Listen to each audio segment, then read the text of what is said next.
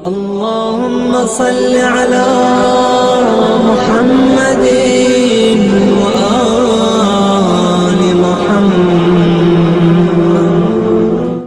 عورت آئی شہزادی کے پاس، یہ عورت جو آئی تو آج اپنا مسئلہ لے کے نہیں آئی، شوہر نے بھیجوایا، کہا کہ شہزادی سے اتنا پوچھ لینا کہ کیا ہم آپ کے شیعہ ہیں؟ کیا جواب دی؟ کہا کہ اگر تمہارے شوہر میں 4 باتیں پائی جاتی ہیں تو وہ ہمارا شیعہ۔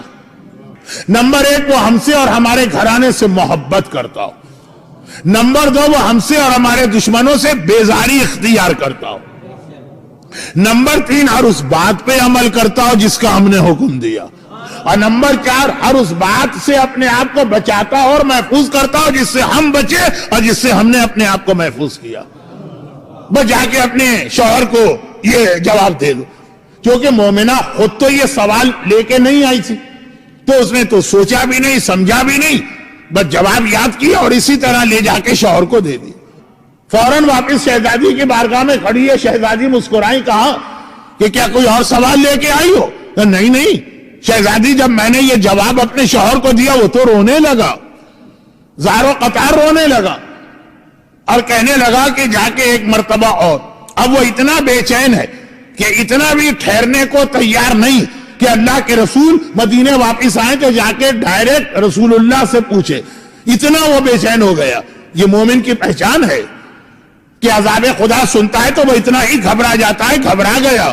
کہا جا کے شہزادی کی خدمت میں بس ایک میری درخواست پیش کر دینا۔ کہا کہ شہزادی سے کہنا پہلی 2 باتیں تو یقینی ہیں، تیسری اور چوتھی بات اپنی حد تک کوشش کرتے ہیں لیکن کہیں کہیں سستی اور لاپرواہی اور غفلت ہو جاتی ہے، تو اس کا مطلب یہ ہے کہ ہم آپ کے شیعہ نہیں۔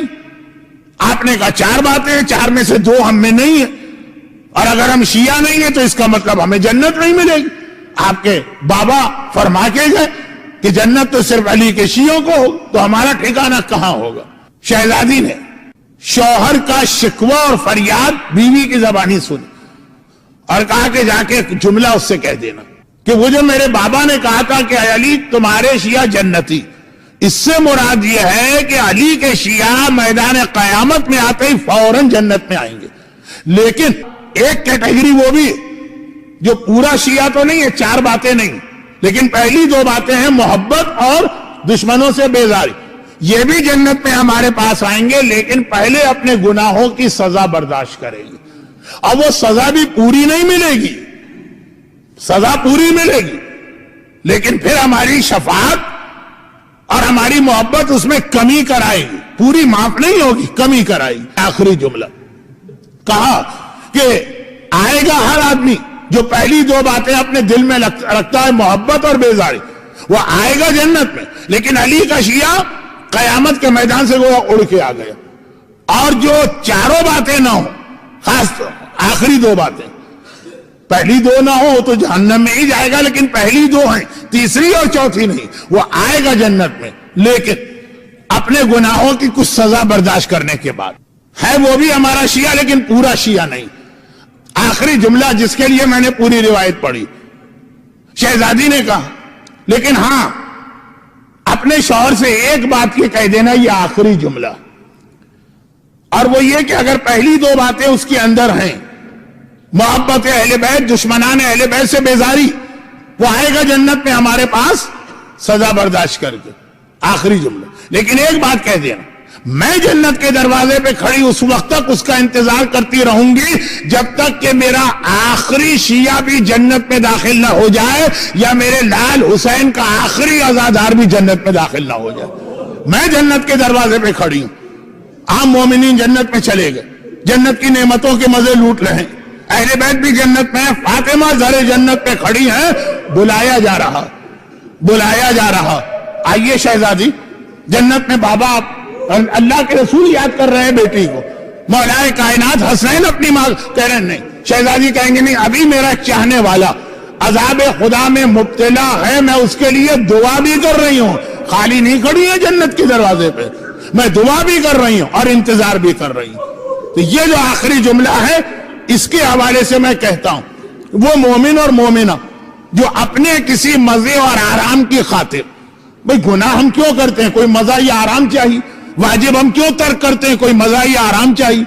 جو مومن اور مومنہ اپنے کسی مزے اور آرام کی خاطر یہ بھی برداشت کرے کہ شہزادی کونین جنت کے دروازے پر کھڑی رہے ہیں، بھئی مجھے تو یہ پہلے مزہ چاہیے دنیا کا، مجھے تو یہ آرام چاہیے، کیا اسے حق ہے کہ وہ فاطمیہ میں آئے اور سمجھے کہ میں فاطمیہ کا حق ادا کر رہا ہوں؟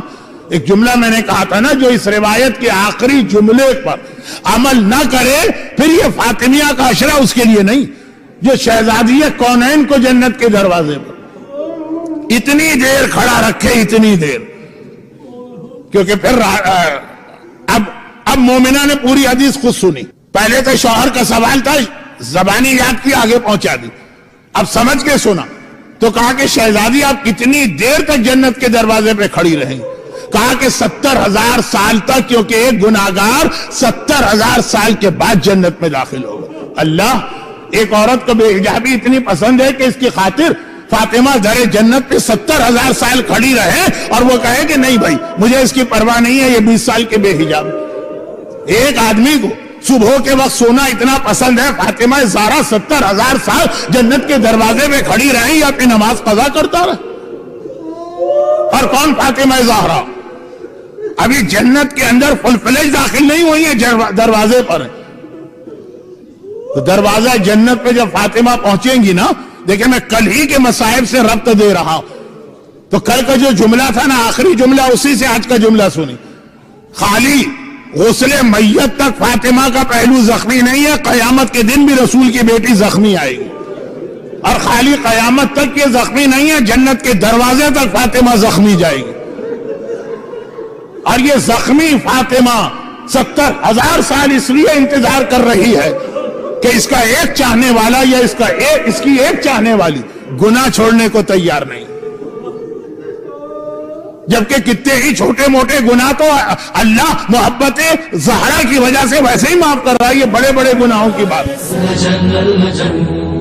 اللجن اللجن یا مولا اللجن اللجن اللجن اللجن اللجن اللجن اللجن یا صاحب السماء اللجن